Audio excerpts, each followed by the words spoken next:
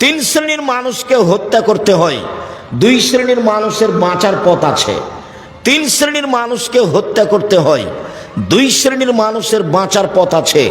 এক শ্রেণীর মানুষের বাঁচার পথ নেই। এক, কেউ যদি বলে আমি কোরআন মানি না, তাহলে তাকে সরকারিভাবে হত্যা করতে হবে।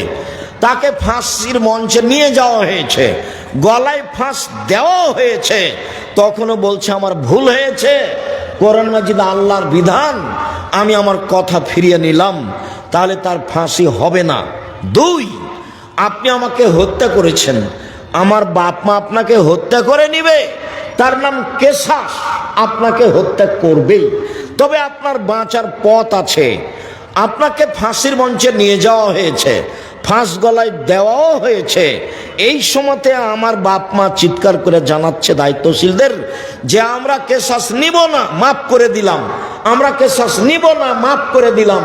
তাহলে আপনাকে ফাঁসির মঞ্চ থেকে নামিয়ে নেওয়া হবে, আপনার ফাঁসি হবে না। তৃতীয় হলো, কেউ যদি বিবাহ করার পরে জেনা করে, তাহলে পৃথিবীতে তার বেঁচে থাকার কোনো পথ নেই,